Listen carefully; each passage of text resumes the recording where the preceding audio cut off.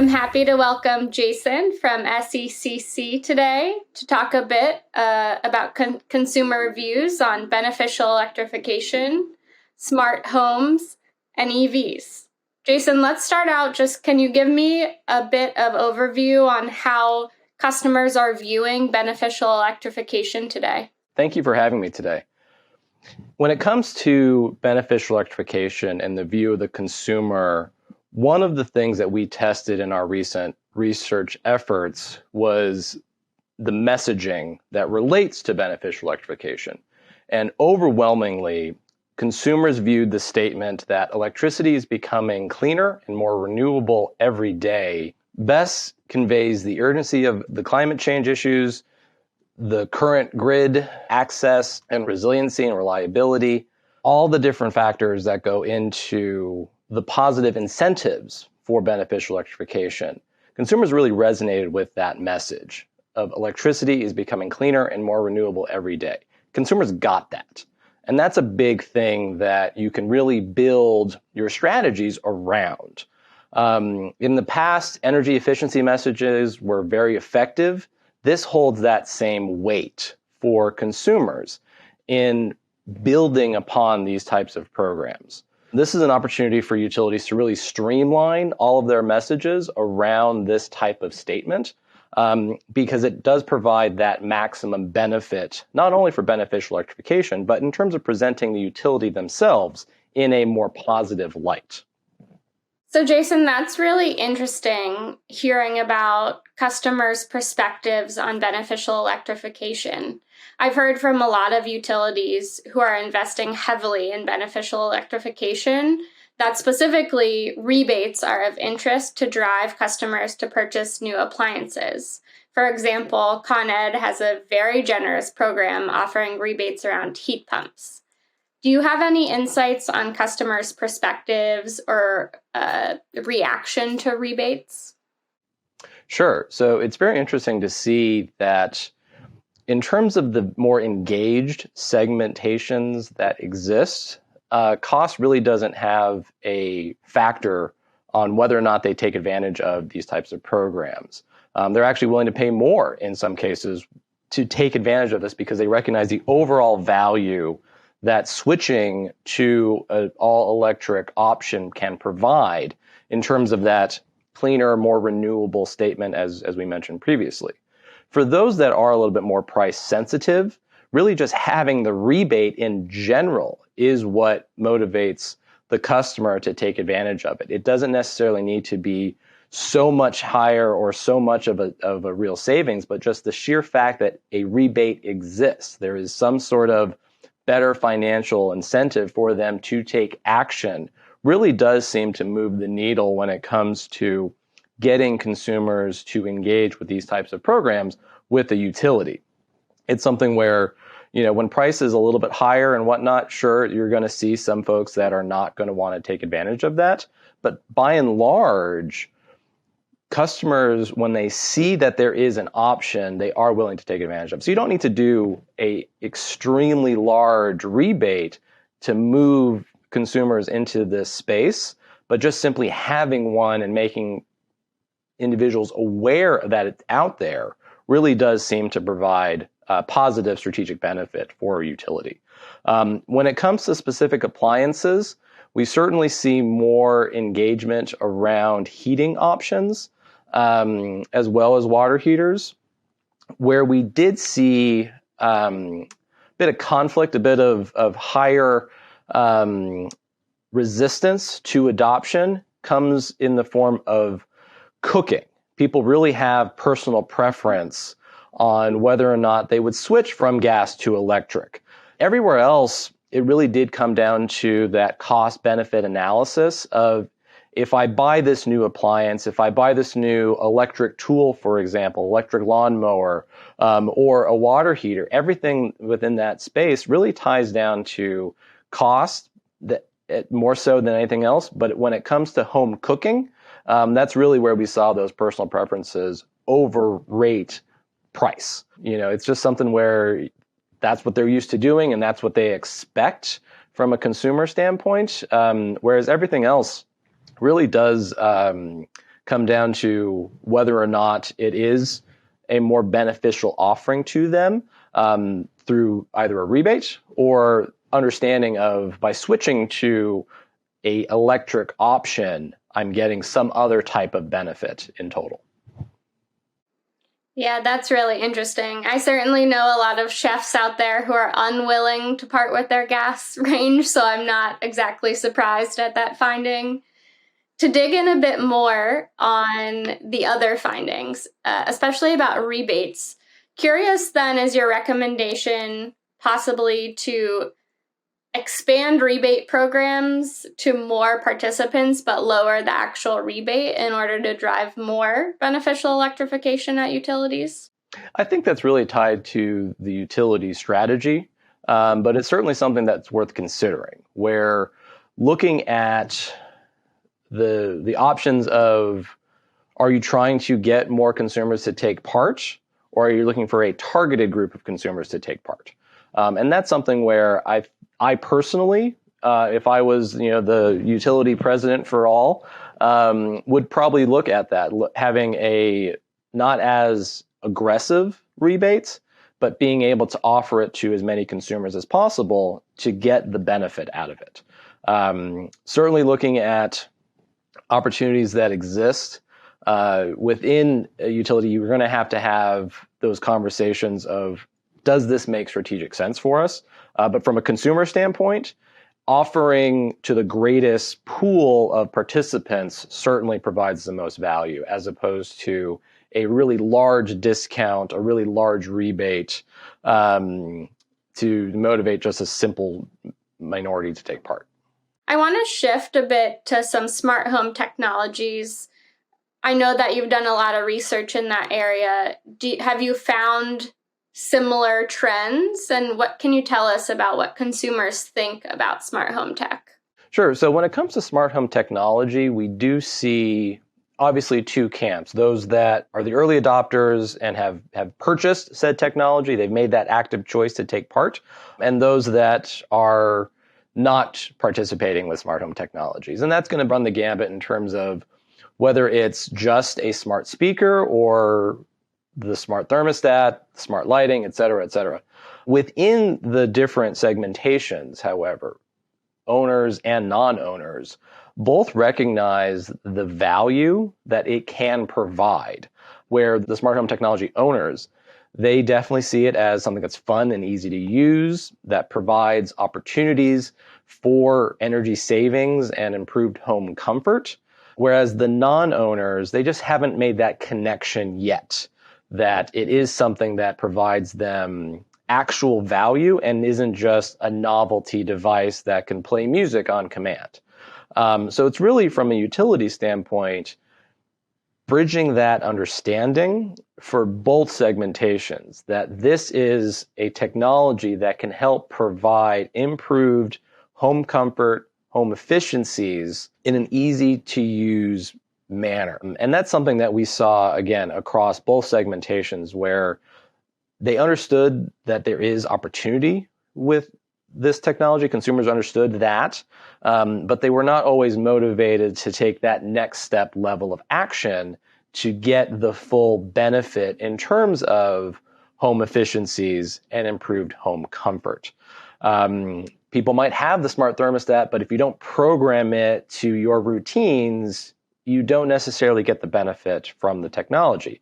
And that's going to be definitely the challenge for utilities going forward, to make sure that we are motivating consumers to take those next step actions to get the maximum benefit. Or if you have a smart thermostat program, making sure that it's automated in such a way where it doesn't make the consumer think about what they have to do to get the benefit. Those are obviously those driving factors that maximize the return on such an investment. And looking further within this two groups of users and non-users, upfront cost was definitely one of the biggest barriers for entry to take part in these types of programs. So again, getting into a space where the utility can offer some basic rebate, basic incentive to help push that consumer over the edge and take advantage of that program really does provide good, positive outcomes. At Bidgely, one thing we work to message properly is differences between those who own their homes or those who rent. Because obviously, the buying motivations and just the general connection with the home is going to be different. Can you tell me, have you learned anything about that rental population? Do renters view smart home devices differently than homeowners? Sure. No, that's a great question. And that's actually the main topic of one of our most recent reports that we've come out with, talking directly to renters, directly to small and medium-sized business owners who rent their facilities, as well as speaking to landlords themselves who own said properties. And what we found within that research was renters were definitely interested in taking advantage of these smart home technologies. They also understood the value that it could potentially provide them in terms of having a more comfortable, efficient home. The challenge within was because, as you mentioned, they are not the property owners. So whether or not they can get said smart thermostat installed is a challenge. And they recognize that. From a renter's perspective, their concern is really tied to, is this going to raise my rent? Is this going to cause a negative reaction with my landlord? And so there's some hesitancy in terms of reaching out and asking, hey, can you look to install said program, said smart thermostat, or allow me to take advantage of a particular utility benefit for putting in some new smart device into my home? And so that's certainly an opportunity for utilities to take an active role in communicating these benefits across all parties. From the landlord's perspective, it's not that they're hesitant to do the work, but they really try to make a point of only doing said installations when a tenant isn't in the property anymore. So during that transition time, when one previous tenant moves out and then before the new future tenant moves in, that's usually when they take advantage of these types of home upgrades. But the interest is certainly there. The opportunity is certainly there. It's just a matter of making sure that all parties recognize the benefit. And this is, again, where some of those potential incentives might come into play, where the cost for the upfront installation, the cost for the upfront technology is taken a little less of that hit off, either from the renter or from the landlord in terms of that purchase and installation price. That's where the utility can really help play that role to incentivize that adoption of said technology. So we talked about the barriers a renter might have with adoption of smart home technology. What are other barriers that might exist for adoption of smart home technology that a utility could actively work to mitigate or really push smart home technologies and alleviate any concerns? Sure. So within smart home technologies, one of the barriers for a consumer is tied to data security and whether or not they trust who has access to their smart home data. What are they doing? How is it being tracked? How is it being monitored? How is it being maintained? That said, consumers do trust their utility, and they are willing to share this information with their utility provider. There's a much higher level of trust across all of our segments that we see tied to protection and using this data correctly to actually provide benefit to me, the consumer, as opposed to selling this off to some other third-party ad firm, et cetera. So the opportunity exists to build upon that trust that the utility has with their consumers to further provide this benefit. And working with the consumers to say, we are entrusted with your data that you are providing through these smart technologies, and we are going to provide in turn some benefit that comes from sharing that information. Having that conversation with consumers and letting them see what it is that they get for doing this, I think is a real opportunity for utilities in providing a tangible benefit. Whether that's just simply saving money on their energy bill through some of these smart thermostat programs, or working within ways to show additional resiliency, perhaps of this is how we're providing better reliability with this data. As a result, we're fixing the blinks because we're able to track it better, et cetera. And that really does resonate with the consumer and helps to continue to build upon that trust. Really interesting. And that's good to hear that the consumers do resonate with that type of messaging around resiliency and possibly decarbonization. Curious, expanding that to the grid of the future or the utility of the future. Why are smart home devices so important for the future utility? Sure. No, that's a great question. And as we stated before, the messaging around electricity is becoming cleaner and more renewable every day. That is something that consumers really resonate around. They really get that. And they're willing to follow the utility on that journey to help them become cleaner and more renewable every day through some of these programs and aspects. So that component is something where you have opportunity to build upon, for sure. Within the different programs, tying back to what's in it for me is certainly a major motivator for change and to try to incentivize the right behavior from the consumer that the utility is trying to push forward with. So smart technologies really provide that opportunity for a consumer to understand kind of that shared benefit of having the utility being able to automate certain processes in the home to provide better savings, as well as providing access to their individual consumers' energy use data to help them make some more informed decisions. But that is also the challenge in and of itself, where now that you have access to this information, making sure and seeing that a consumer is in fact taking advantage of that data really comes from the utility making sure that they have enough education and outreach efforts to push for that change to take place. We definitely saw that opportunity within the research around access to the information. They like seeing the information provided in energy use data. Motivating that change, though, is definitely that next step. And really where the utility can help drive that is going to be tied to those individual utility strategic goals of what are we trying to incentivize appropriately, and pushing that message through these technologies to achieve that goal.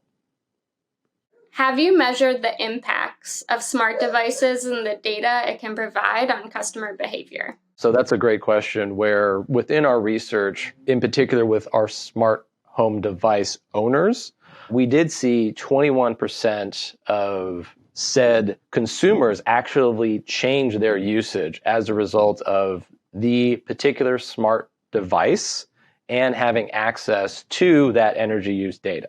Being able to have the technology, access that information, did in fact help motivate change in 21% of the consumers that were surveyed. So that's a big win, where if you can motivate change within 20% of your customer base, that's something that's a serious opportunity for utilities to take advantage of. Have you measured the inclination of customers to share that energy data or device data with utilities? Yeah, we have. So again, getting back to our latest research on smart home devices and energy use data, we saw of, again, those smart home device owners, 86% were actively sharing or open to sharing with their electric provider. That is a significant delta between the electric provider versus a third-party provider, where we saw only 78% of those who had these devices being willing to share or actively sharing that data. So looking at it from that standpoint of being able to have that additional 12% of the consumers working with the electric provider working with their utility to take advantage of this shared relationship is really important. And again, an opportunity for utilities to take much more advantage of. I think that's especially interesting, noting that the utility is in this unique position of trusted energy provider. Certainly true for smart home devices, but another area I really see this coming into play is electric vehicles, both in adoption in the first place, but also in use of electric vehicles. Have you seen similar patterns in consumer research from smart home devices to electric vehicles? Yeah, certainly within the standpoint of the profile of the smart home device owner, typically we see that falling into what we would consider our tech savvy protege customer segmentation. 34% of those that we surveyed fell into that demographic in terms of smart home device owners compared to our national segmentation breakdown of 25%. So there's definitely an increased number of those that fall under that segmentation from a smart home device ownership standpoint. And we see similar aspects within EV owners. Certainly, they're going to skew a little bit younger. They're going to be in a position with a little bit more disposable income.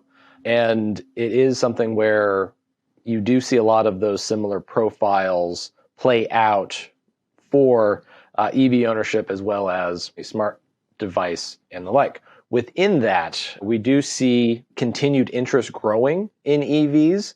We did a short survey last year as part of some of our COVID response survey work and sort of the changing utility landscape they're in.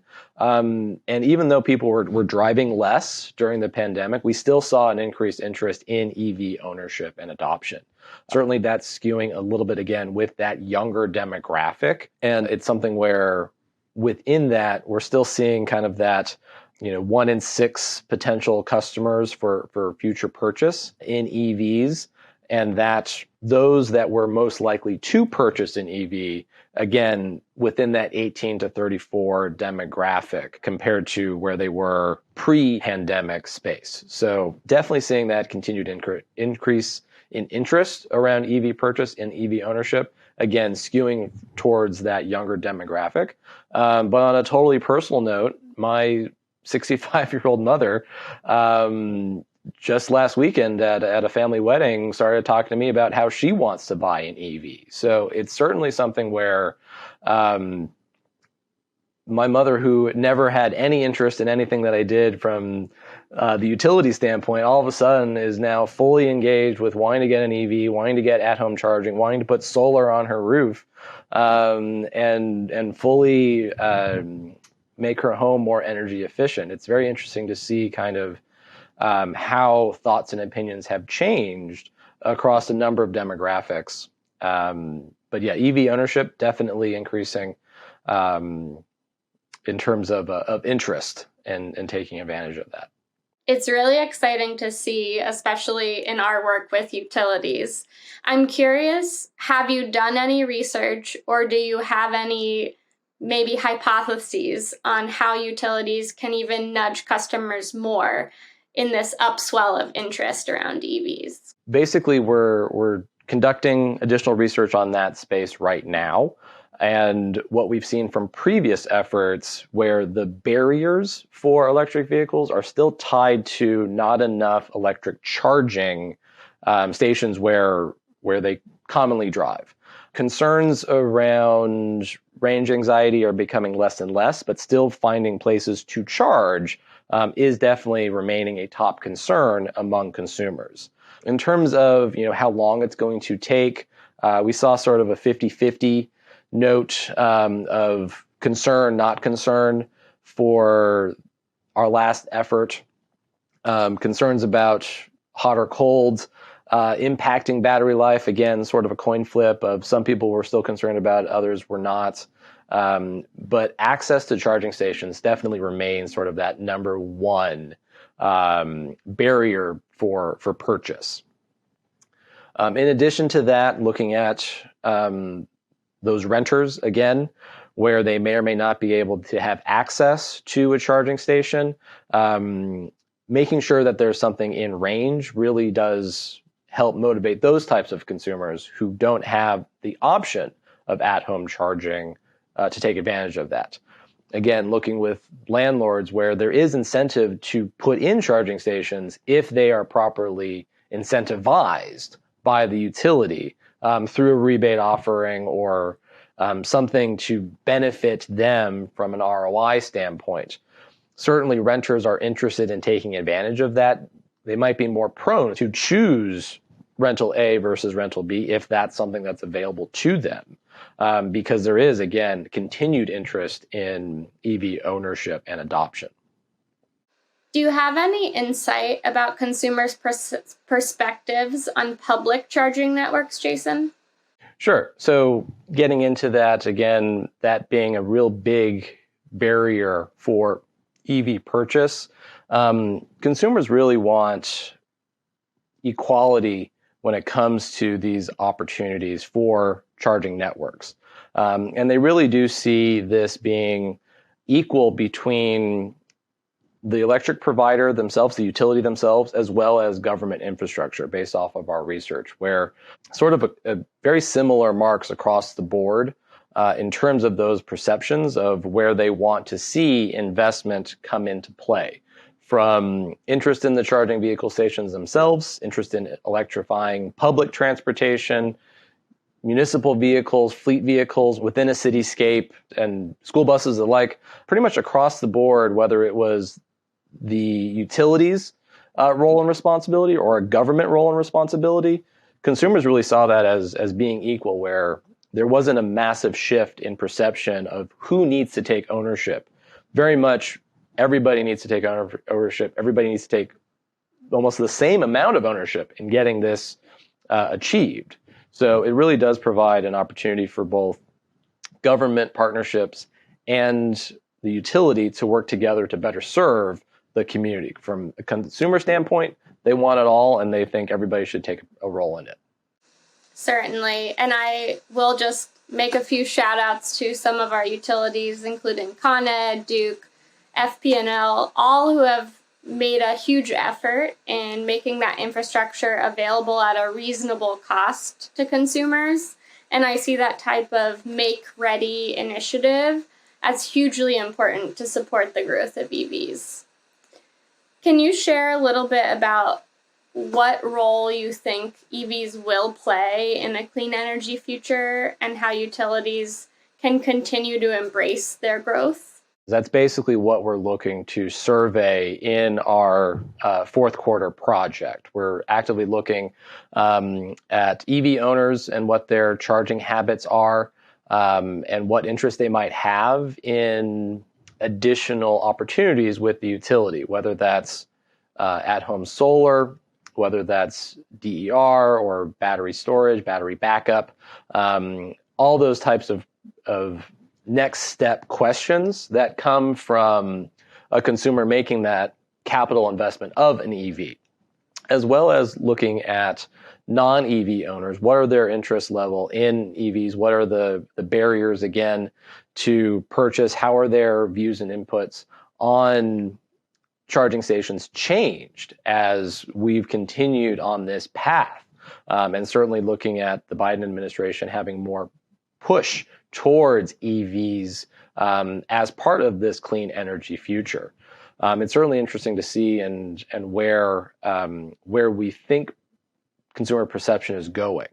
From my own standpoint, I look at this purely at a technology standpoint, where if you went back in time and told your utility brethren, hey, we're not going to go forward with HVACs and at-home air conditioning, you would say you're crazy. That's going to be 40% of the at-home load.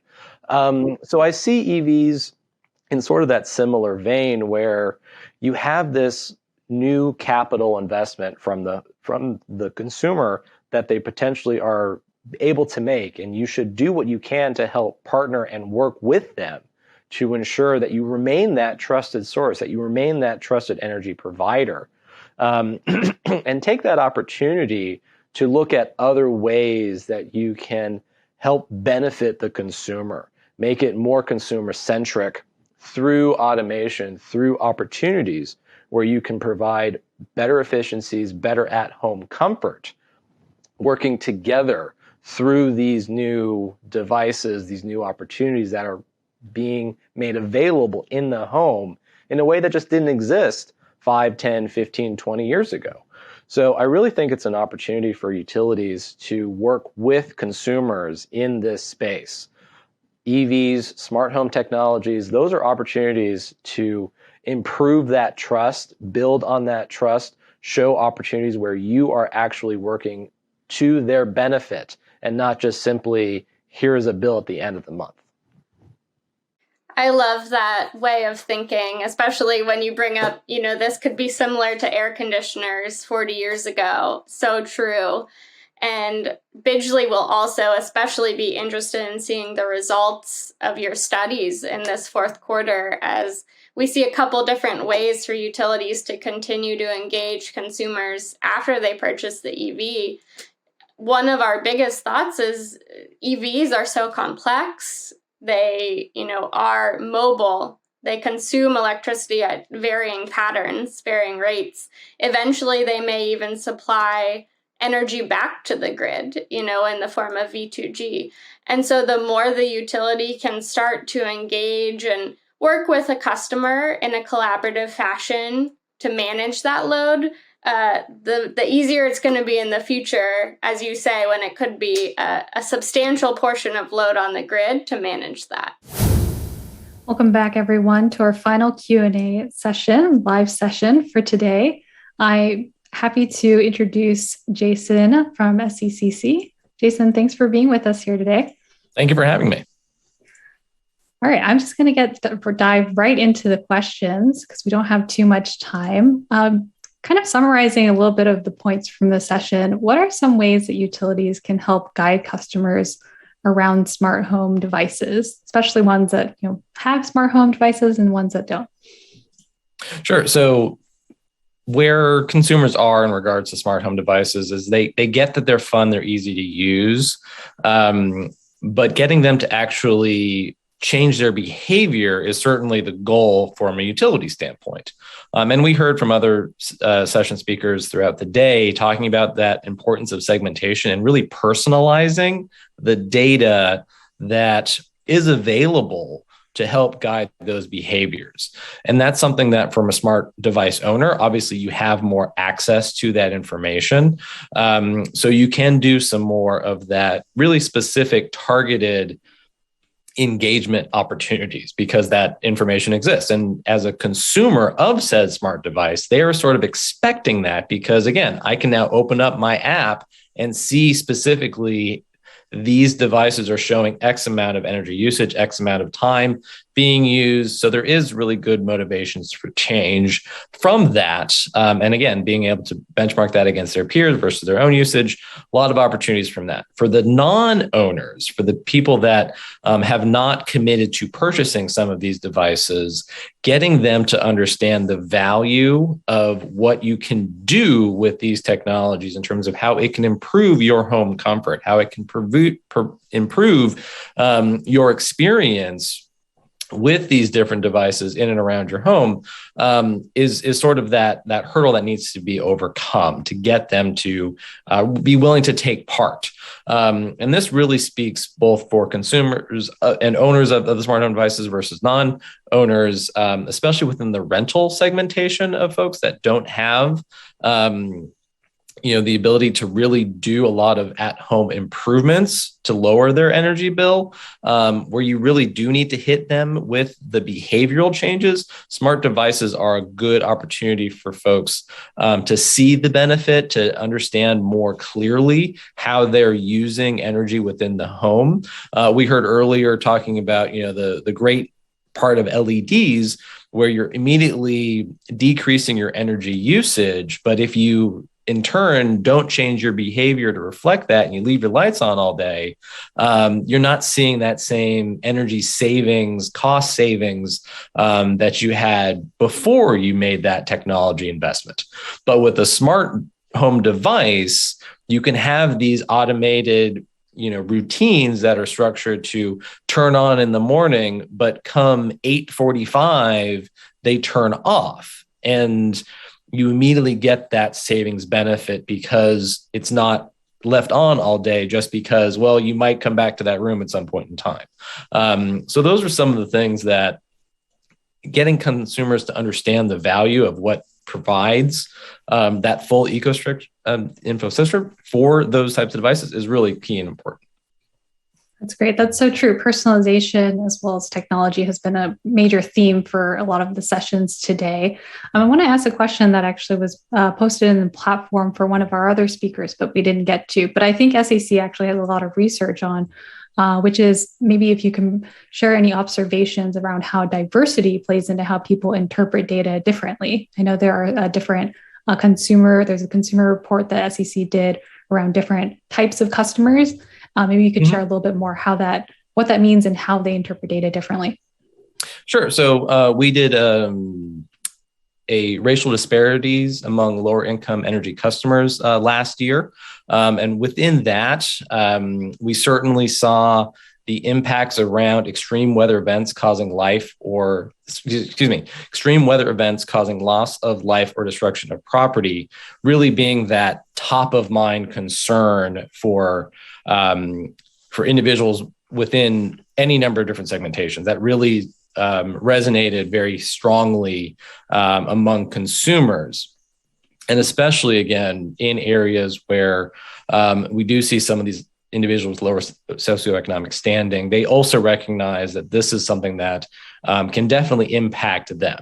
So looking at it from that standpoint, making sure that some of your energy equity programs speak to that, touch upon that, certainly provides value to these particular type of customers. In terms of EVs and electrification on the road, within these different segments, they certainly saw the value of an electric vehicle, and they are definitely willing to purchase an EV over a gas-powered vehicle, especially when price is equal or slightly higher. We saw relatively similar interest if there was a 10% price increase between the two options. So certainly there's an interest to take ownership and purchase an EV. The question and the hurdle within is tied to charging stations. Within this space, we do see, equal importance between the government putting in investment as well as utilities, where everybody sees that there's a role for different parties to make sure that these charging stations are in place and available. But there's opportunity for that to make sure that they are in place in areas where everybody can benefit from, especially those individuals that don't necessarily have the option of at-home charging, which is a very critical part to a lot of current EV sales. They're done with the assumption that I can just park this car into my garage and plug in and charge overnight when power is cheap. That may or may not be available to, again, folks within those lower economic standing spaces, as well as individuals who just rent and just don't have an opportunity to have a garage or a stable parking space where at-home charging is available to them. Gotcha. And that's so true. There's a lot of effort that's being put into making access to EVs and access to charging much more accessible to everybody. But then also understanding people's different motivations so that they can make sure those incentives and those opportunities get to the people that need it. Wanted to ask another question around the research. If your research has shown how utilities could provide benefits to non-residential customers. So touched on LMI, we touched on residential customers, but if you could share a bit about the research around non-LMI customers. Sorry, non-residential customers. Yeah, sure. So one of the current projects that we are working on, and we're going to release the report later this month, ties to the needs and wants of renters. And we did this survey with residential as well as small and medium business owners, as well as with the landlords themselves to kind of, again, get a holistic picture of all the parties involved. And when it comes to the small and medium businesses, those organizations typically, they pick their location because it's the location that they need. They become very committed to that space. So within that, they don't always have a ton of opportunity to look at other options. They're not the residential consumer that intends to move every 3 years as they change their lifestyle or have a new opportunity, or their family grows and they need more space, et cetera.